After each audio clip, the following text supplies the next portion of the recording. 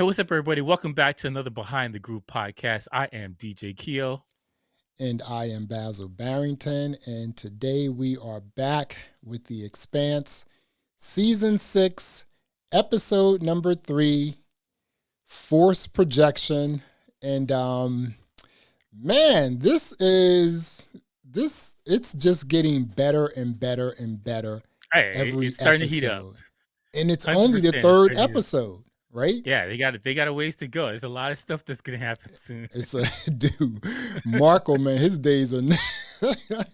Marco's just making bad decisions on bad decisions. Marco is like, I mean, you got Marco, you got Philip, like in his uprising, it's just like it's. We said this last week. It's not gonna be a good thing. It's not looking good for Marco. Yeah, he having not read the books. I'm just saying they're leaving a bunch of breadcrumbs that says Philip and Marco are gonna have a problem. Yeah. To what degree, I don't know what it is, but it's gonna lead to his downfall for sure. Marco, man. I can feel that. He's just like, I mean, leaving his his home base, the seat of his government. Like, I don't. The weird thing about that is, the weird thing about that is, did he deliberately blow up or set explosives on his home base? Yes. To kill his own people? He's a dick, right? He's a care. What is up with that? Come on. You're killing your own people. Let's get to the rundown and then we'll go into it. All right, let's give a brief overview and we will get into it. All right, so episode 3 opens up on Laconia. And the little girl there, she's discovered that weird animal that looks like whatever. Space I don't want to say dog. It's a family-friendly show, right? Right. It's got big lips and it looks weird, right? And this animal has healed the space birds, right? Mm-hmm. So she comes home and discovers that her brother is hurt really bad. I think he's dead. Yeah, I think that she's gonna take the brother over there to get healed by the space animal. The space dog, I'm serious. Yeah, space dog. So I think that's a foregone conclusion. That's the layup right there. You can bank that as a future. Right. 2 points. Yeah, that's 2 points right there. That's easy. So we cut to Mars and Earth, and they're sending up the big boy ships. They finally got off of planets, and they out for blood right now, this is crazy. And that's what Marco, he knew this was coming. That's why he had the fake laugh, like everything's going great. All right. Yeah. He did the fake laugh. So the big boy ships, they get to Ceres and they discover that they only got like 3 weeks of air and a little bit of food left. So Marco basically screwed them over. And then he took all of their supplies, all of their equipment, and he just left.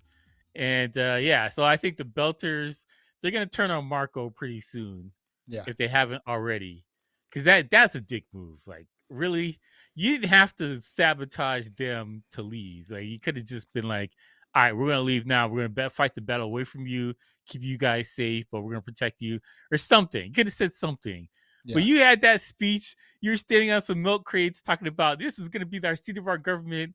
And then you cut and run. Blow up your own people, dude. Come on. It's just like, that's the seat of your government. This is like the free Navy.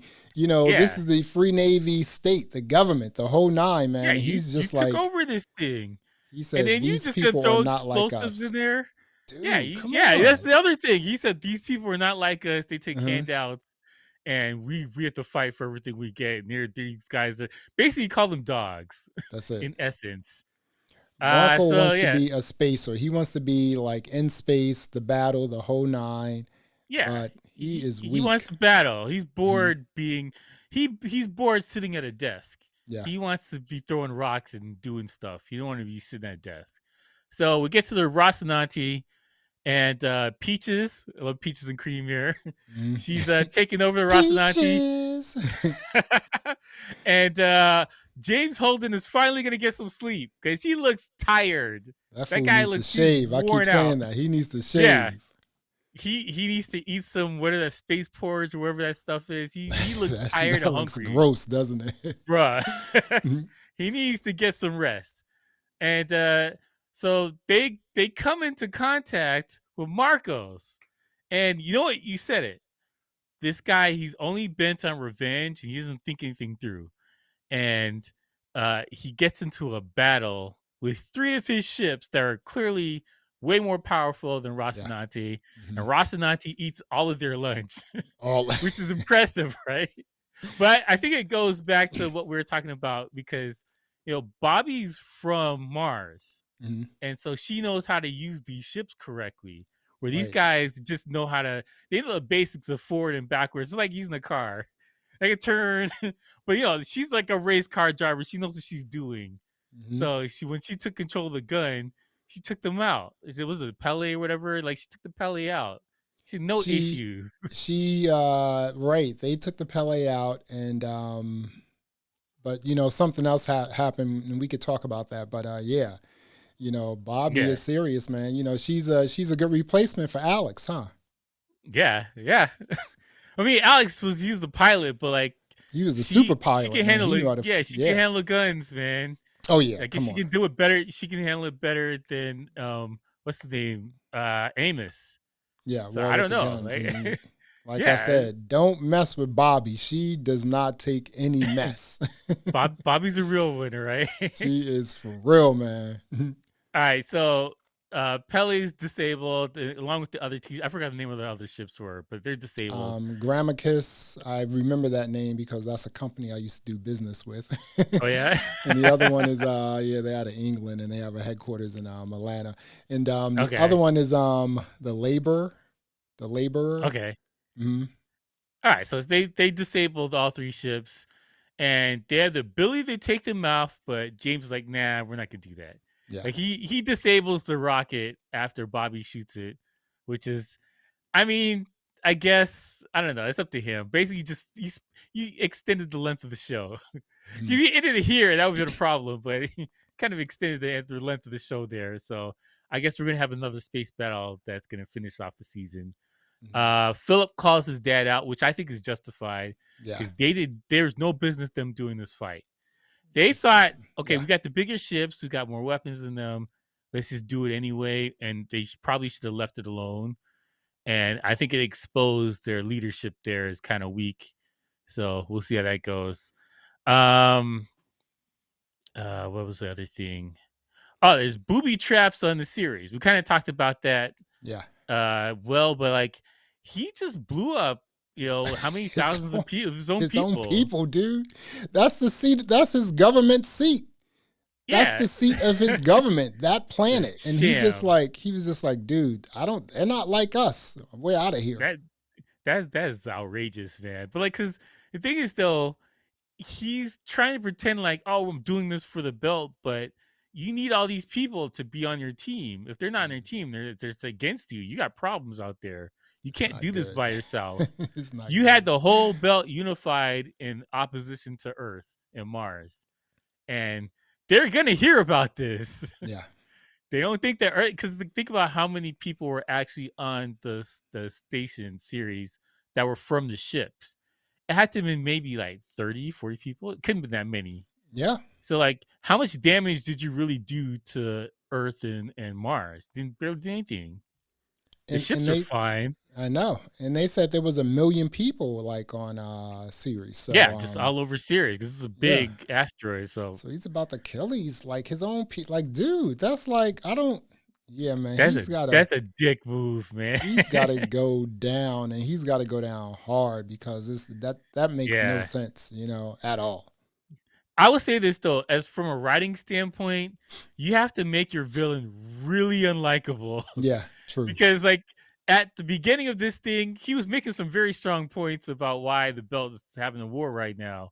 Mm-hmm. And then over the course of this thing, is like, okay, enough, man. All right, you made your point, stop it.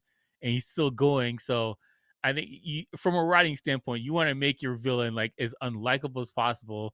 So whatever happens to him, you're like, yay, good for him, rather than it's a moral judgment. He's gone. I don't know. I think that's on purpose. I think that probably has a little bit more gray area in what he's trying to accomplish from the belt's perspective. But all right, we'll leave that for further shows. And I have a question for you. What the hell is the RSRG6? What the hell is that? Um, That was the thing that went through the Laconia gate at the end of the show. okay, so yeah, and okay, I'm not sure, but it sounds like, and this is the first one that they're testing as well, and it looks like things are going pretty well with the testing. But it looks like they want to build more. Who knows? I mean, this thing could be like a super duper, battleship destroyer, whatever it is, and just some rockets. sort of. It could be a super space weapon, man. It is something serious, and it is something that Marcos and the Free Navy needs to exert even more power. I do know that. I think that as far as things are going, they're all going according to plan so far. Because he looked like he was planning to leave series anyway. He's like, we talked about the last show. He's like, I don't care about these people. Right, he told his son, like, I don't care about these people. This is stuff they got to hear. Like, I'm getting out of here. And then now he actually proved it by blowing them up. So I think that own people, as far as the thing is, he's on schedule, or maybe he's a little bit ahead of schedule or behind. I can't tell yet, but he knew that eventually they're going to be able to stop the asteroids or rocks hitting Earth. He knew that was going to stop. He knew that the Earth ships were coming. And so I think that so far it looks like his plan's kind of working, but he's still, his thing, like the way his convoluted plan is, everything has to be perfect. He cannot have a little bit thing in the margins going south, or he's got a problem. Let's just talk a little bit about like how Marcos and his 3 ships found the Rocinante, and they were chasing it and trying to destroy it. During that whole battle, during that whole battle, when in the beginning, Philip was looking at like media coverage about what's going on, on the belt and on series, and he flashed a picture with his father, and someone like wrote graffiti over it that said "coward," right? Yeah. Do you remember that? And it's just like, okay, now the uprising with the people are starting. Christian's a genius, man. Salute to her, man. She's a genius. She knew that. Christian, Bobby, Monica. I'm gonna throw Naomi in there because even though I don't like her character, she's still bad. She's a genius. You know what I'm saying? So you got to give her that. Peaches, Monica's everyone clever. else. Monica's real clever. She's real clever, So yeah, you saw like the whole uprising, or at least something starting to pop off like an uprising. Yeah, I don't think the Belters are happy because having this guy leave like that after you said this is going to be your home looks kind of weak. And then the fact that you said the booby traps, that's also kind of weak. I don't think they're happy about that. And then you left your people there with like 3 weeks of rations, air, water, like food. I mean, that is a dick move. That is such a dick move. As I said last week. Yeah, I get the strategy of it because you're like, now the Earth and Mars are bogged down with this. They gotta use their resources to kind of maintain this thing.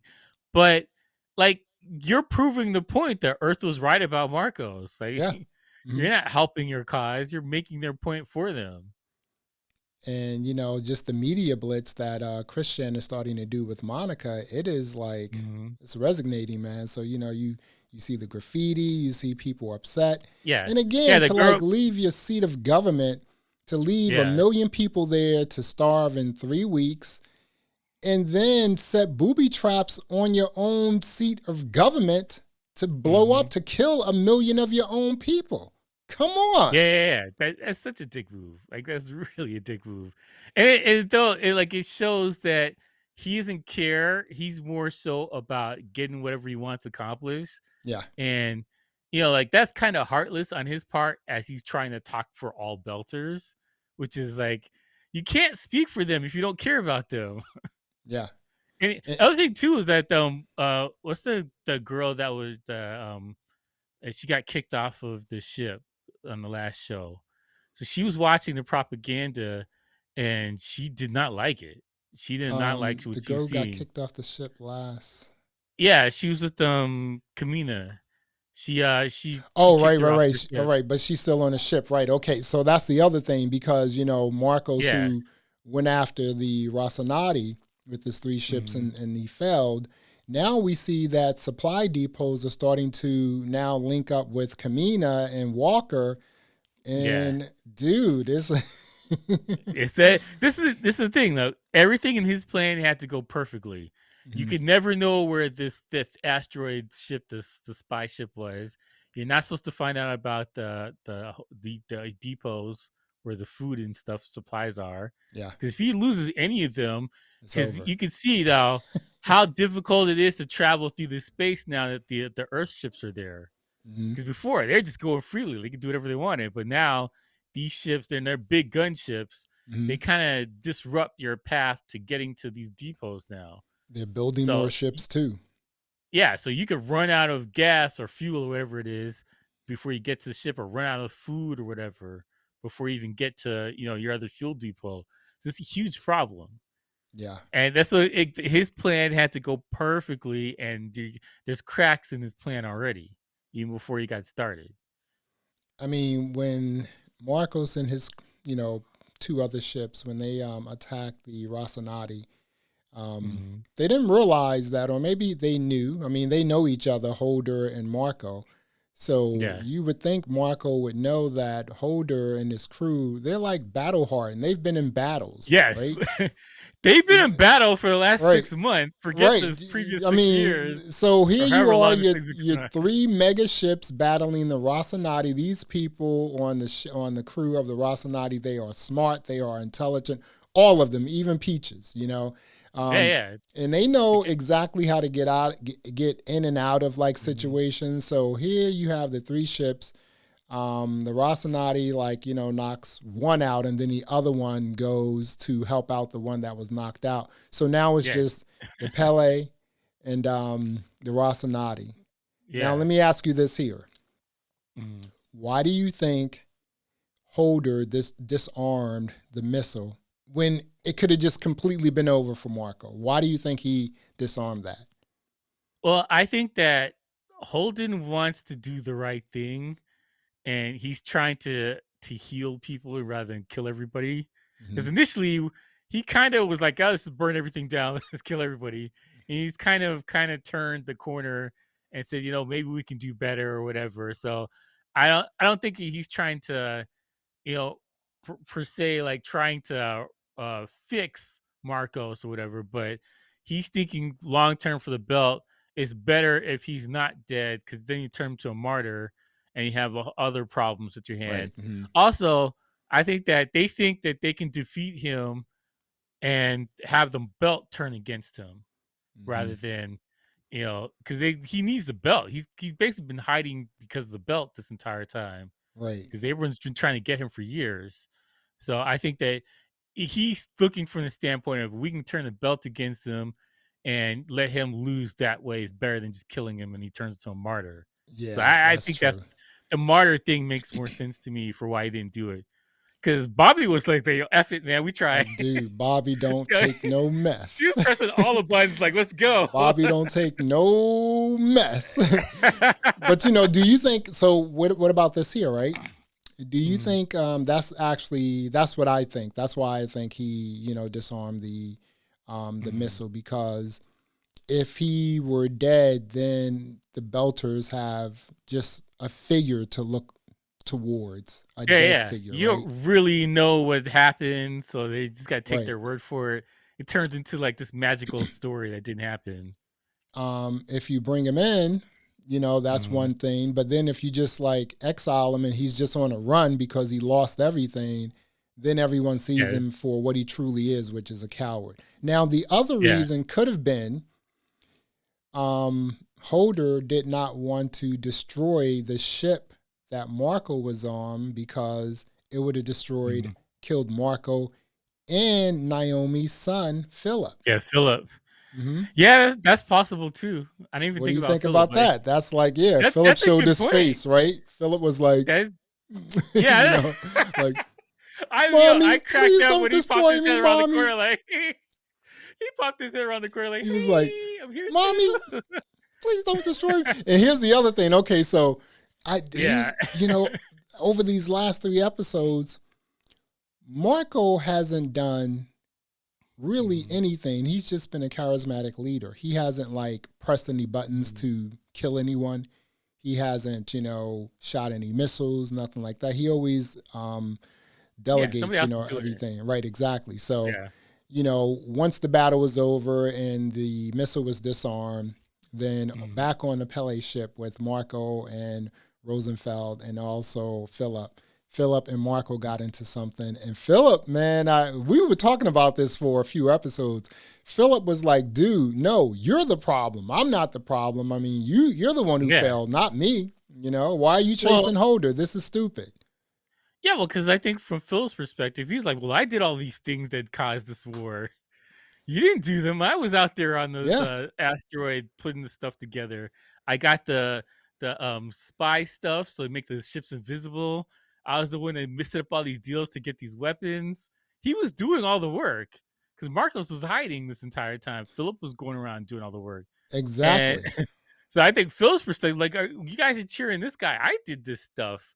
And then he's sitting there and trying to battle a ship that he had no business fighting. He should have let them go on their way because they weren't doing anything.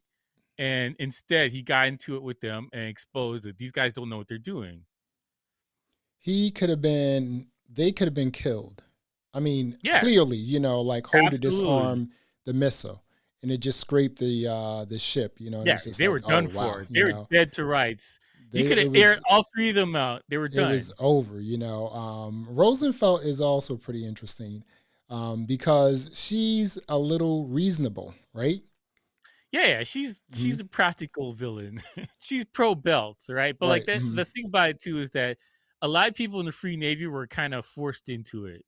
They didn't enlist; they were kind of drafted. So like, this is my job now. So we can't say for certain how evil she is, but she seems very practical. And a couple times she tried to talk him off the ledge and tried to give him some good advice. Because she was like, "Hey, your son, they're talking about your son Reckless here because he's doing dumb things. You need to get on that." And so she's been giving solid advice this entire time. She's a good number two. I like her as a character. And like it just, he's not listening. I'm gonna move on to what's popping off on Laconia because for the first three episodes, they started off on Laconia with Kara, the little girl, and her family, right? And so you have these space dogs. And I don't know if they were showing us the top of the heads of the space dogs and then the top of the head of the bird, which also looked like they had the same scaly type of head. The space dogs or whatever? Like, dude, it look very similar. Yeah, it is something really interesting that they are about to expose us to that will pop off on Laconia. I don't know if it's the proto-molecule. I don't know if it's what's going on with the space dogs. I don't know, but all I know is the first three episodes, they started off on Laconia. So they're trying to make you know that this is very important. I'm really curious what the meeting was with all the colonists or whatever.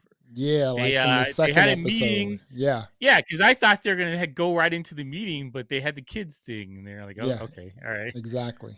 I think we're gonna find out probably in the next show what they were concerned about. It's probably all the spaceships that are in orbit right now. They have to be concerned about that. So Kara's brother looked like he had an accident. Looks like he's dead. We know that these space dogs brought the bird back to life. So we were talking offline, and we were thinking that, hey, maybe Kara will bring the space dog to the house or bring the brother to the space dogs to see if they can revive him, whatever, yada, yada, yada. That would be pretty interesting to see exactly how that pops off. But Laconia is pretty interesting.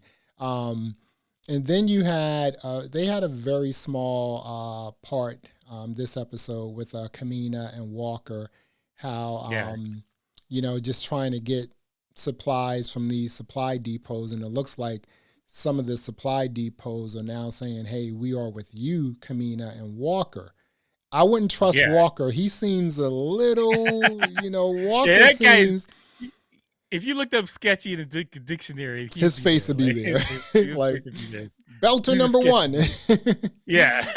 But Him and Kamina is Marco. right, but so you have like I think it's one super, supply depot that's going to now join So they're Kamina. rolling So with them. Yeah. they're just gonna start just rolling them up, and next thing you know, you're just gonna have Marco in this super ship or whatever it is he's building inside the ring, and we'll Mhm. see what's going on, But Yeah, I'm very interested to see what the hell they're building over there in the yeah, Laconia thing.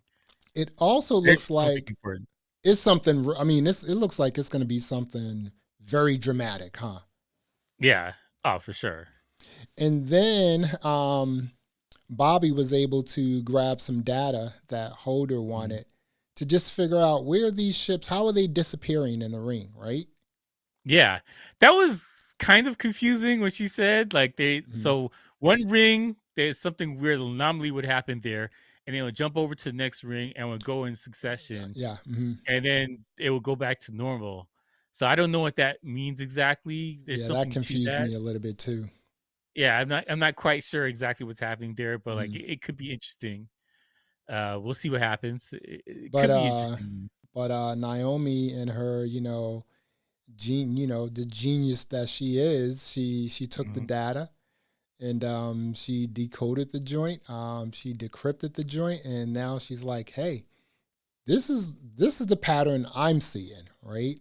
Yeah, yeah. So she's very helpful. Like again, I'm not a fan of Naomi, but she's a super genius. You got to give it to her, dude, and she's needed. That's fair. You can't I like have, you cannot yeah. have, and again, people like viewers, they know that Naomi is just not someone I'm a big fan of. However, Mhm, mhm. Naomi, I don't know if you can have the Expanse without Naomi, right? No, you can't. Yeah. She So saved the day so many yeah, times, it's not she's even super. funny. Yeah, she's she's She's uh she's she's done a lot. Superman. I love that about like listen, again, I don't necessarily like her, but I love the fact that in a lot of these shows, specifically The Expanse, the powerful characters are women. Well, I Bobby, think Chris I think the Jen, Naomi. yeah. Well, the thing about it is, like, when you have these kind of shows, Kamina. these people are vulnerable, they have issues, they're not perfect. Hmm. And that's what I like about it. I hate seeing shows when they have like the women are super powerful and they can't do anything wrong. Right. Everything works out perfectly. Hmm. Like Naomi's gone. Like whatever you think about Naomi as a character, she's gone through the ringer through this last season. Right? She's almost died 2 times. She had to do the spacewalk without a suit. She was stuck on that ship with getting radiation poisoning for like 100 times in a row. Whatever she was doing, the She was count trying to, was. yeah, just grab some Yeah, like water or just something. Wow. Hmm. yeah, she was trying She's to send out the serious. signal to Holden that not to come. But like the all that stuff, she went through the ringer, and Kamina's gone through the ringer. She's lost the ability of her legs, whatever. Yeah. She's Christian got, lost her family. yep. Bobby, she had issues with her family going back to Mars. She feel like all her worth is worthless. The Martians lied to her about what she does, and like so. It's like, Exactly. all the people who are powerful, they've had really good stories because they're flawed human beings and they're treating them like they're human beings. So like that's why I've said this countless times. The Expanse is one of my favorite shows because it treats people like they're real. They're not some magical beings that are perfect or super or whatever. They have real issues. And I like that about the show. The Expanse is, you are right. I want to say it's my favorite show, but I do Mhm. like Loki as well. But that's only one season, so we really can't say. Like I really Yeah, you can't don't know say. it. I really can't say Foundation is my favorite show. That's only one season. I have like six. Mhm. We have like 5+ seasons with The Expanse. That is Mhm. probably my best show, going because just watching all 5 episodes Mhm. twice. Right Yeah. now, I'm on 6. I watched episode number 3, no jiving, 4 times because it Yeah. came out Thursday. I watched it. I was like, "Oh, this is so good." Watch it again Saturday, Friday morning. I was like, "Oh, this is so good." Watched it last Mhm. night, and then again, I watched it this AM. And I was just like, "It's just a good, really great writing sort of show." And it's going to be a shame No, when that it ends. when it ends, but I kind of think that it may not it'll take a year or two before it comes back. But I mean, we have 3 more books in the series, right? Well, they has a long gap after this season. I'm So okay with the gap. who knows how long it's gonna take before they come back? Spoiler: I don't know how long it's gonna take before if they come back at all from this show. Well, that's just There's a a long gap in the books. You can come back next year and like hit right true. on, like, That is book true. 7. I think that the writers or the creators for the show, Yeah. they said there's going to be a gap. They're not sure exactly what they're going to do next after it, but it's this story here is going to end at the end of this season for sure. Yeah, But this is yeah, I agree with you 100%. Like, this is mhm. one of my favorite shows on TV right now, Yeah, for sure. and I said it before. Like, I like that this show feels lived in. It feels like real people making real decisions that they would make, Mhm. and that's one of the things that I like. And I love space stuff, anything with space. Like, I just started watching Babylon 5 or 9, whatever the show is. I think it's 5. 5, It's yeah. a good show, It's a but like, cheesy sci-fi joint, you can see how far we've come Oh my when it goodness, comes come to on. space shows. Yeah. Because before, it was like, there's an overacted this guy, pointy hair or whatever, and Mhm. you can see like he's hamming it up, and like everything's like extra over the top. And then here's a show where everybody's acting, and they're acting like they're trying to get an Oscar or Emmy or whatever. Like, Right. they're putting their hearts on the line here for this show. And I like how far we've come for sci-fi and space and stuff, because we had some slim pickings back in the day. You had your Star Trek Next Generation and whatever, but like, You it even was slim had Star pickings Trek, the first Star Trek, when yeah. I was watching a little documentary and they were talking about some of the types of gear they use to build the the bridge on Star Trek, right? And they were using things Yeah. like Newmark mixers, Akai, drum pads and all that sort of stuff. I'm like, oh, okay, because they had RGB colors and everything. You just have to plug it They up to just a wanted USB, colors right? and buttons. Exactly, right. So it was like, I buttons. was like, oh, this is kind of cool. Now, this stuff is being done in a Like, lab, no on a big deal. computer, 3D printers, Like CGI, Listen, I grew up on Star Wars, and like you looked at Star Wars, and it was such a far leap between everything else in Star Wars. It wasn't even yeah. fair. Mhm. And then today, a show on Amazon that started off on Sci-Fi Channel or whatever what it was on before, it's living up to the hype of some of these bigger franchises that everybody knows and loves for all these years. And I Yeah. think that's amazing that we have a plethora of quality space and sci-fi stuff available to us. Like, we just watched the Dune. Dune just came out. Like, the things they're able to do in that movie is just incredible. Yeah. And Dune was kind of a epic, couple of years ago, like a couple of Mhm. years ago, that was impossible. That was a laugh in your face kind of thing. Like, I would like to do this big spaceship battle, whatever. Like, that was a laughable. Ha Like, ha ha! We don't have $1 billion yeah, to give you to build this movie or make this movie. we you don't know, unlimited budget. This guy's like right? 160. That's all I need. 160. I can do That's it. everything. So, The Expanse season 6, episode number 3, Forced Projection. Give me your rating. All right, I'll give it a 9 just out of exposing how a weak leader Marco is. He deserved all of that. Battle was great. It was intense. I love all the space battles because it's not like, oh, we got deflector shields or whatever. Anytime you get hit with a bullet, that bullet's going right through that ship. Yeah. So it's real. It's intense. Everyone's got their spacesuits on. Yeah. They got to worry about too many G's. You could kill somebody if they turn around too fast or whatever. Like, the battles are intense. That's what I like about it, because it's realistic. That's what if you went into space right now and you're shooting at stuff, this is what it would be like. So I like that. I like that. So 9, I give it a 9. What's your rating for it? That's a very good point you made, where you say, talk about the space battles. The space battles are so real when it comes to the tech that they're using for that time, right? It's just like, hey, the only thing missing for us is the engine. If we That's had the it. engine, we could be doing it right now. That's it. Yeah. So it's just like, hey, it's just the space battles are really cool. They're really real. And, they don't go over the top with them either. It's just like, hey, we have, Yeah.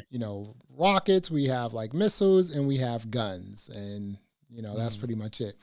Okay. So my rating, I was a little undecided. I didn't know if I wanted to give this episode a 10 or a 9 because if you really think about it, not a lot happened in this Oh yeah, they're episode, just right? setting up. They're setting things But up.